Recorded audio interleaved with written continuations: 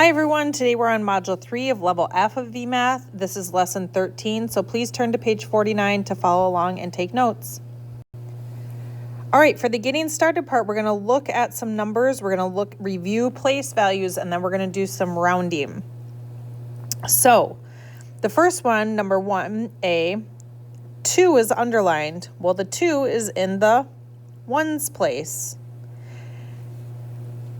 Part B, the 9 is in the tenths place. So we're going to be rounding decimals, so we're reviewing decimal places. The 4 is in the hundredths place. And then the 3 is in the thousandths place. Okay, remember the decimals, they have that TH at the end that helps know that they're talking about a decimal place. All right, so if we're going to round to the nearest ones, we look at the number behind it, the 9. The 9, if it is a 5, 6, 7, 8, or 9, then the 2, the number before it, will round up. If it is a 4 or 0, 1, 2, 3, or 4, then the number just stays and all the other ones become zeros. So since it's a 9, the ones place will round up to a 3. Here we can see that the number behind the 9 there is a 4. Well, since it's a 4, the 9 will just stay. So the 2 stays and the 9 stays, and then these all turn to zeros. You don't even really need to put the zeros if you don't want, but that's what that would be. Then the 4, the hundredths place, we look behind it, is a 3, so that means that it's going to stay 2.94. The 4 will stay.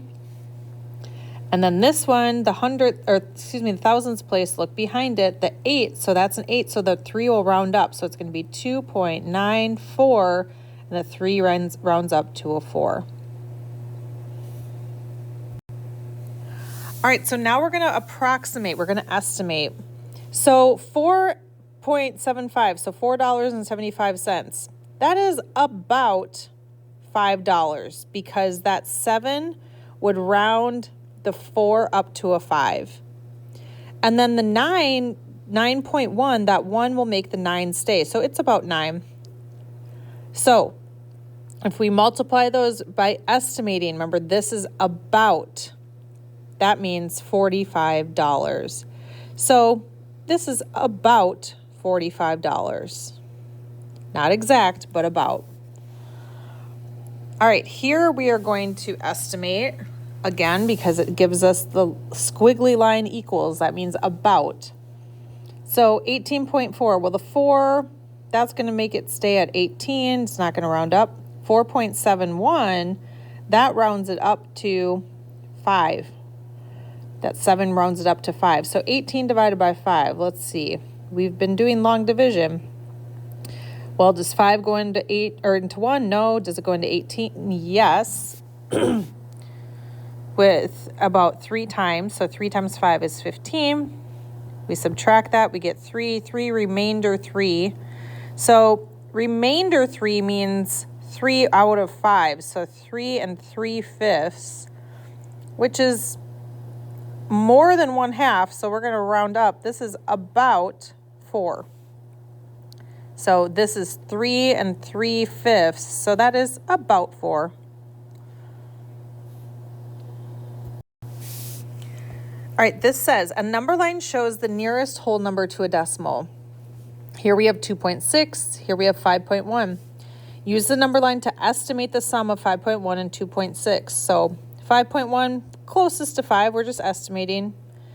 2.6 is closest to 3, so it's about 8. Now it says use the number line to estimate the difference. Remember, difference is subtract. 6.6 and 3.1. So 6.6 is right here, so that's about 7. 3.1 right here is about 3. 7 minus 3 is 4. So that's just an estimate, it's not exact. This says round each number to the underlined place value. So here's the ones place. We got to look at the number behind it is the 2. Well, if we can remember, the 2 is going to have the 6 stay, so it's going to be 36. Here we have to look at the number behind the tens place, so that's 7, that's going to round it up, so it's going to be 18.5. Here we're going to estimate each sum, difference, product, or quotient. So we're just going to estimate approximately. So if we look here, we'll go to the nearest whole number. So that 0.993, that's about 1 because that 9 would round up to the whole number of 1. 4.8, the 8's going to round up the 4 to a 5. So it's about 6. This says number 8, 6.498 times 2.72. Well, if we round to the nearest whole number, that 4 is going to have it's closest to 6. It's going to stay. 2.72, the 7 would round that up to a 3. 6 times 3 is 18. So it's about 18. Not exact, but about. Here we have 45.81 minus 3.1. So 8 is going to round the 5 up to a 6, so 46. The 1 makes the 3 stay, so 3. 46 minus 3 is 43. So it's about 43. Here we have 29.08 divided by 9.06. Well, the 0 is going to make the whole number stay, so 29. And then the 0 make that 9, so it's 29 divided by 9. So 29 divided by 9, and we have to figure out how much that goes in there. So then if I look at 29 divided by 9, 9 goes into 2, no times, but it goes into 29 3 times. 3 times 9 is 27. Minus that, 9 minus 7 is 2. So then we have a remainder of 2, which is like 2 out of 9 because we didn't do the whole 9.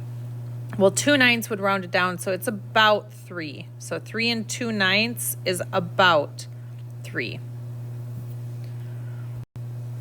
All right, so here's using symbols and then using words. So it says identify the digit that is to be rounded. So the underlined digit. Well, 5 equals 5, so 1.352 rounds up. So we're going to determine if the digit to the right of the digit is to be rounded is greater than, equal to, or less than 5. Round the indicated digit up if the digit to the right is greater than or equal to 5. So like we talked about, 5, 6, 7, 8, 9 is going to round it up. Keep the digit being rounded to the same digit if the digit to the right is less than 5, 0, 1, 2, 3, or 4. Then eliminate the digits to the right of the place value being rounded. So 1.4. So that 5 would make the 3 round up to 1.4. Then it says to estimate a sum, a difference, a product, round each decimal to the nearest whole number. So like we were doing, to the nearest whole number. To estimate a quotient, round to compatible whole numbers. Then add, subtract, multiply, or divide. So here, 32.651 plus 7.2. This would be about 33.